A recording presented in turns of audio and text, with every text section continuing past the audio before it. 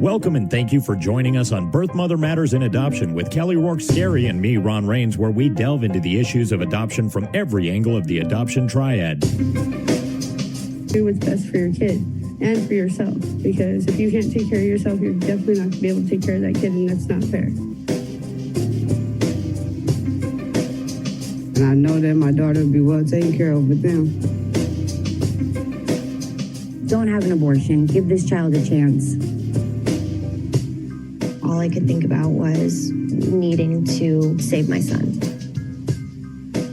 My name is Kelly Rourke-Scary. I am the Executive Director, President, and co-founder of Building Arizona Families Adoption Agency, the Donna K. Evans Foundation, and creator of the You Before Me campaign. I have a bachelor's degree in family studies and human development and a master's degree in education with an emphasis in school counseling. I was adopted at the age of 3 days, born to a teen birth mother, raised in a closed adoption, and reunited with my birth mother in 2007. I have worked in the adoption field for over 15 years. And I'm Ron Rains. I've worked in radio since 1999. I was the co-host of 2 successful morning shows in Prescott, Arizona. Now I work for my wife, who's an adoption attorney, and I'm able to combine these 2 great passions and share them on this podcast.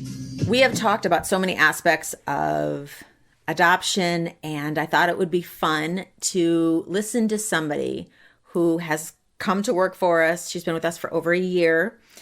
She has been in the social worker field for years and years and decades. Sarah is an adoptive family caseworker who was born and raised in Montana before heading south to Arizona. In 2018, Building Arizona Families mission drew her out of retirement and back into working as a social worker for our agency. She graduated from Carroll College in Helena, Montana, with a degree in social work and criminal justice. Adoption is a very specialized field. So many times workers who come to us don't have very much experience in adoption as an entity or as a field. And so when they come from a different sector of social work, it's like stepping into a whole new world. And we have our own language, per se, our own acronyms, our own philosophies.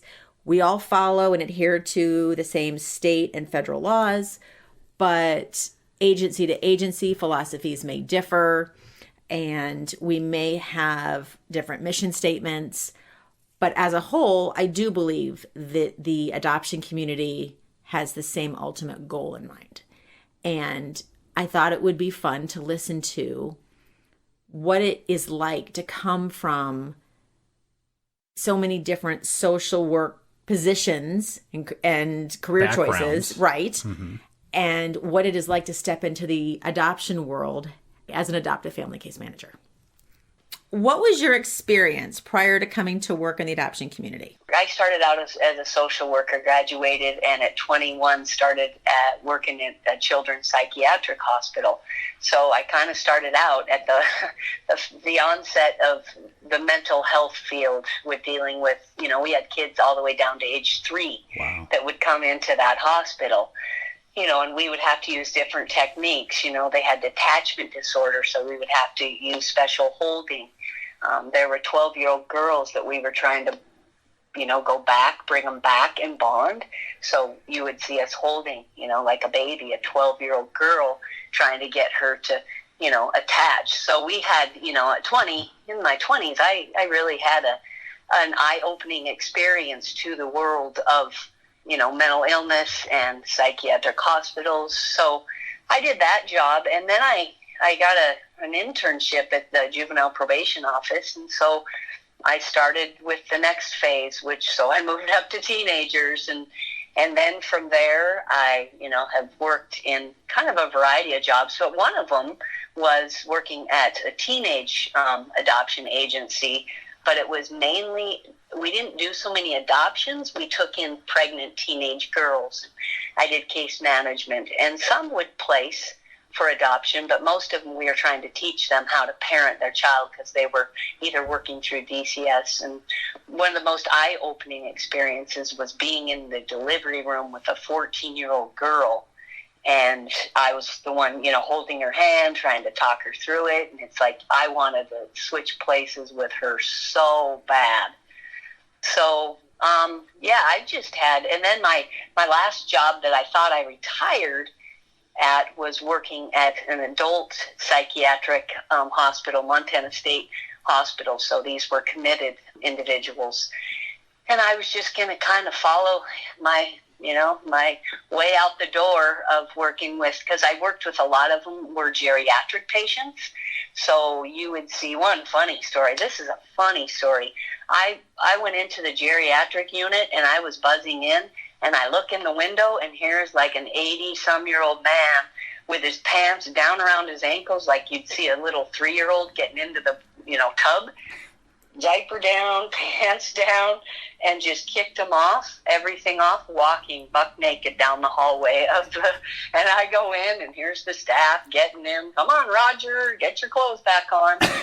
So it was just like, wow, this is what I have to look forward to. As far as my career, it spans for 30 years, and like I said, started out as children's psychiatric hospital, went to geriatrics, retired, and saw BAF, researched BAF, and thought, I think I have a little bit more to add to, working with society that, needs the help. So I jumped back in the pool, and I'll tell you, if I'm going to be honest, I don't see myself leaving until they kick me out, until they pull my driver's license and I can't drive anymore. That provides such reassurance. Thank you so much for that, Sarah. Yes. So, Sarah. And I've been through the ugly part of it too, the transitions and all of the goods, the bads, the uglies. And it's like, you have to work together as a team to get through that. And I'm not someone that's going to jump ship. Now, you talked about how you kind of started researching BAF, and that kind of brought you back and made you change your mind about retiring. Was there any one thing about building Arizona families that made you change your mind? What was it that you said, you know what, this is worth it? Because, my last job when I did work with the psychiatric patients, it was as a liaison. So I would help them transition from the hospital if they were well enough, or if we had placement for them, I would help them transition into the community. So I spent hours upon hours with, people that were homeless, at one point in their life, and ran into, their mental health took the best of them, and really sick individuals. Well, when I got out of it, I just had that drive to get back in to helping any way I can. I don't know. It was weird because I was done. I was walking dogs. I was cleaning houses. I was happy. I didn't have any oversight. And I don't know, my heart drew me back into the field. I think as a social worker, it does that. It just something simple drives you back in. So when I went there initially and did the interview, there were 2 positions that were being offered. It was, working with adoptive families and working with, the birth mothers, which my heart always draws towards that. But I had never worked on the other side of the place. As a probation officer, I was working, dealing with aunts and uncles and parents and the kid, and, otherwise for adults, I was working with, it as a whole, but I never worked on the other side of it, trying to get a family to bring one of the products of the people I work with into their life. So that's why. And Kelly always teases me, wants me to go back over to the dark side. That's my comfort zone. I decided to go out of my comfort zone in the field of social work. And that's why I chose the route I chose. Clarifying the dark side, that is a little bit of a joke. Oh, completely a joke. Yeah. You know what? I will refer to that as the dark side, meaning you don't know what to expect at all. You are in the dark half the time, 3/4 of the time. Good way, yeah. Mothers. Yeah. Yes, absolutely. Well said. Yes. Yeah, yes. That's the dark side. Because the dark side, then I've lived in the dark side for 30 years. Yes. And so, yeah. What is your favorite aspect of working in an adoption agency? My favorite aspect is having the skills and the tools and the ability to work with a family to get their objective is to have, placement. And just knowing that if anyone needs to let them down or give them the information, I trust me to do that. I don't want other people to do that for me, because I have those tools and those techniques and those skills to do it in a way that I feel has been effective, because I've done it. It's kind of like a pro golfer. He's going to be a great golfer if he practices.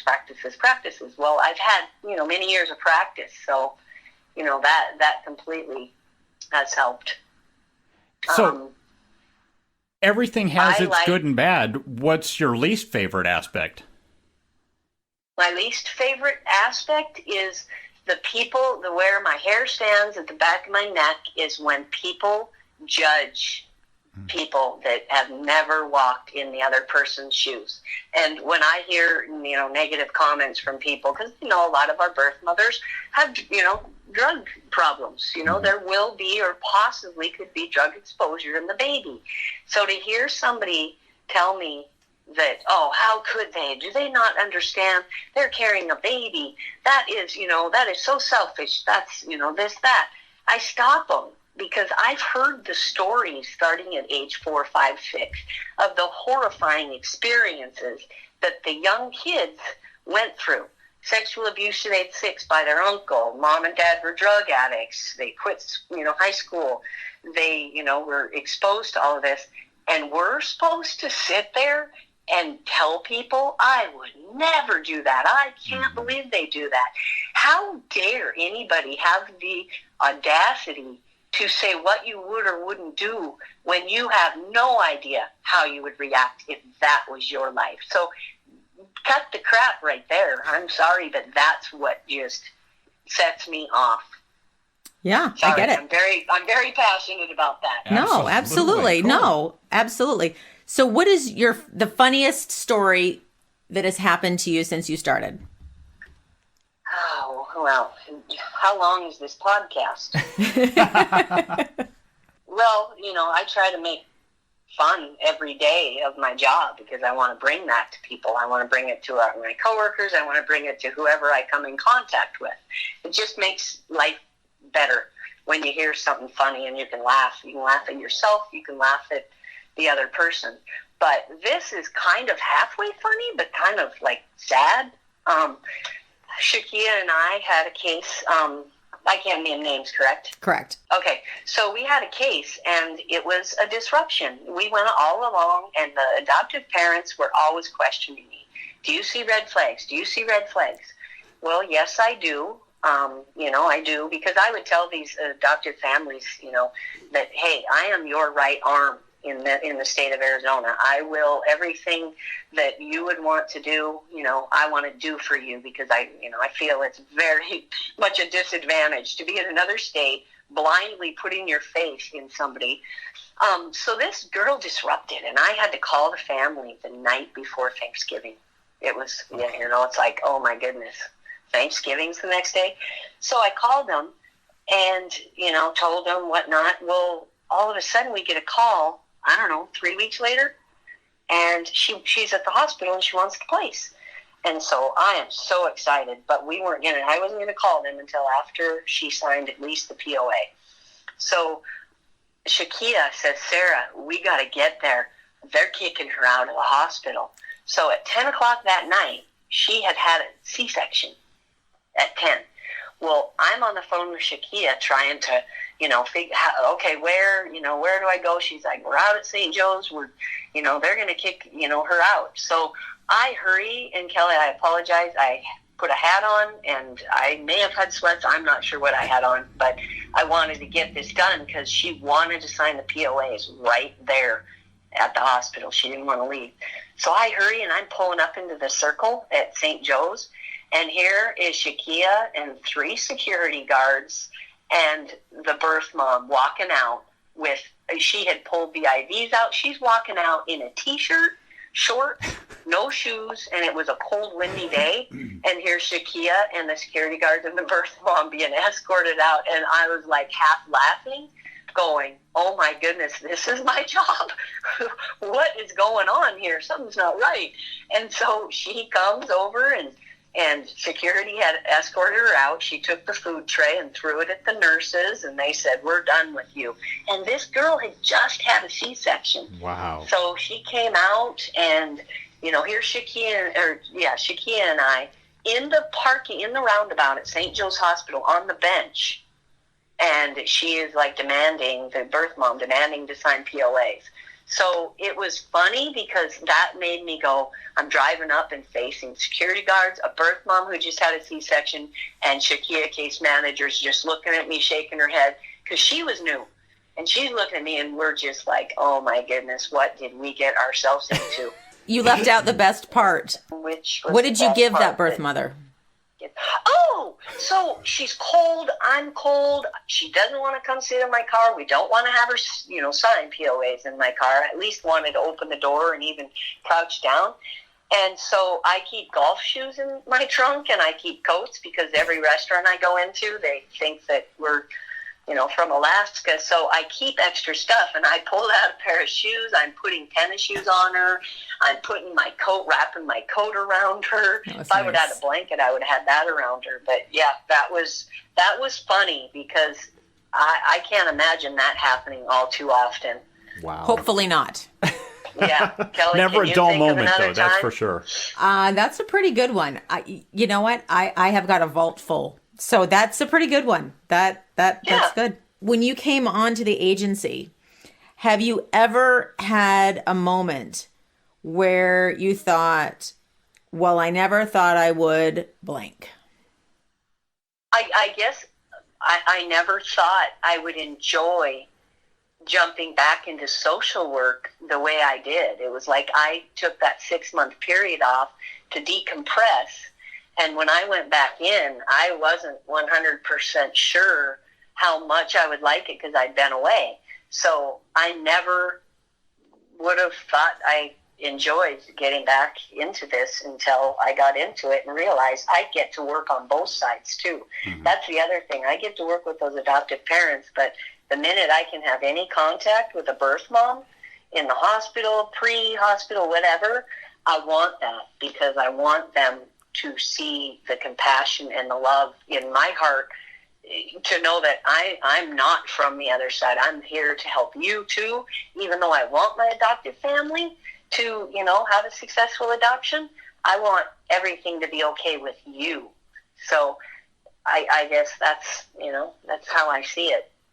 I never thought I would love it so much to be able to get to work both sides of it. What about the one thing, because you do work with both sides, but primarily on the adoptive parent side, what is the one thing that you have always wanted to say to adoptive parents, but you really can't?